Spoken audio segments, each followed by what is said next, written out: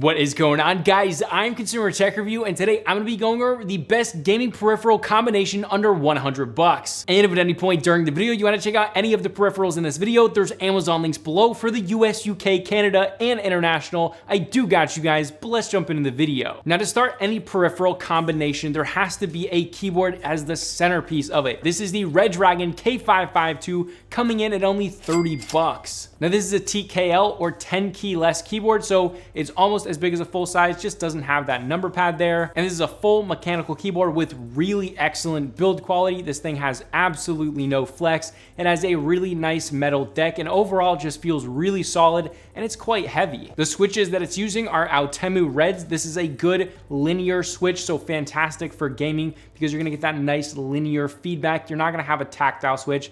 You're not really gonna want that for gaming. And overall, for the price of this thing, it feels and sounds quite good. Here's the sound test, take a listen.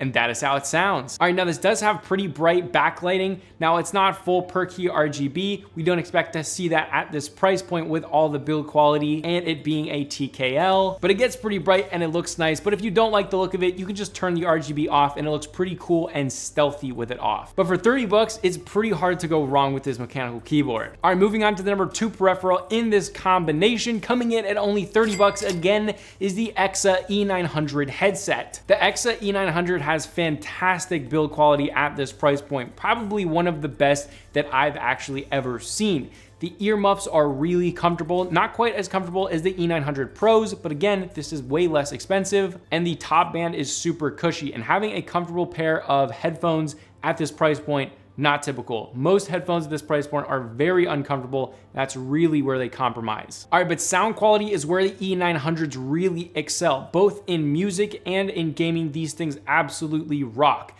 The bass is quite heavy and deep and really nice, and when you're listening to music, you bump to it a little bit. It feels good, but also has really good clarity in the mids and then the trebles. So when you're in FPS style games, you hear the footsteps, that kind of stuff is gonna be really, really clear. You're gonna have great clarity with that. So yeah, both of you listen to music or play a ton of FPS games, this is a great headset. Really impressive sound quality for only 30 bucks. All right, now the mic quality. Obviously, this mic is not insane, but it's quite good for the price point. There's a slight amount of buzz in the background, just kind of all the time, but not as much as a lot of other budget gaming headsets. And besides the buzz, the actual clarity of voice is very, very good. Take a listen. All right, guys, testing 1, 2, 3, testing 1, 2, 3. This is the mic test of the EXA E900s. And that's how it sounds. But guys, for only 30 bucks, it's awesome. All right, but moving on to the number 3 peripheral. This is a mouse by Redragon. It is the M612 coming in at 16 bucks. You heard me correctly,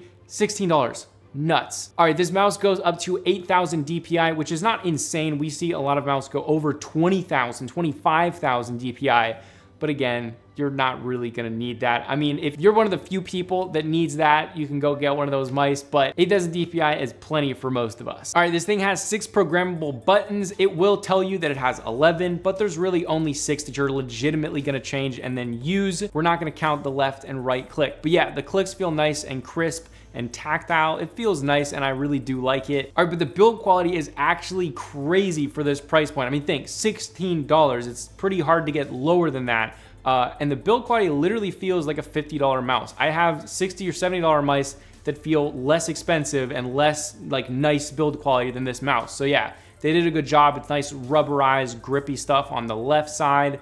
Fits your hand nicely. Overall, it's just really nice. This mouse also has RGB lighting that's very visible, and I think it looks nice and clean. It doesn't look like in your face and crazy like some of these mice do, but this mouse literally looks like something that kind of Razer would do. Although, obviously, the RGB is quite bright. It's actually as bright as a lot of Razer products, but it's not quite as clean as some of Razer products. Like there's some dimmer and lighter spots, whereas like Razer stuff or like Logitech stuff is like perfectly proportioned light, whereas this one definitely has some like lighter or darker spots. But again, 16 bucks. But the sensor is good. It actually does quite well, even in faster paced games like Warzone. I actually switched from a Razer Viper right onto this in the same match during Warzone, and my KD ratio didn't drop. I did that for a couple different rounds during testing, and my KD ratio never dropped, never changed, which is actually crazy, and that's pretty awesome for how cheap this thing is. But yeah, a must for only 16 bucks. But moving on to the number 4 peripheral, these are desk speakers. You gotta have some desk speakers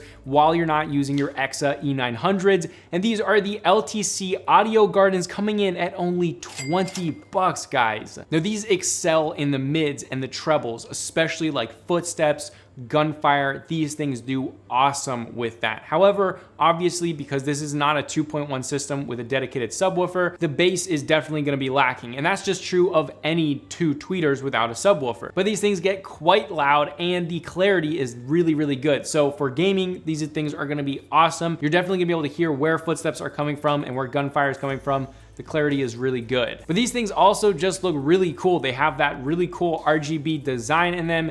You do a bunch of different colors and a ton of different modes and stuff, so definitely a gamery type vibe. But if you do want to go for more of a stealthy look, these have a little bit of bronze on them, so you can just turn off the RGB, and they look pretty clean and stealthy, which I do like. It's a nice touch. And one more thing to mention is I actually messed with the EQ once I plugged these into my PC. And after messing with the EQ for quite a while, I found that these actually come from the factory, like perfectly equalized. Like they sound perfect exactly how they are, and you don't have to mess with them, which is not really typical, which is cool. But yeah, really impressive for the price, an absolute steal. But again, guys, if you want to check out any of the 4 peripherals in this video, there's Amazon links below for the US, UK, Canada, and an international link for all of you other guys. I got all you guys. I heard you guys. You have been commenting. Do international links. Do it for Australia. Do it for all this. And instead of putting a ton of links in there, I just put an international link that should direct you to the right place. But I do want to keep the US, Canada, and the UK because I don't know, I like saying it honestly, and that's the only reason. But yeah, if you guys enjoyed this video and it helped you out, help me out, throw a like below. And if you enjoy other tier list videos like this,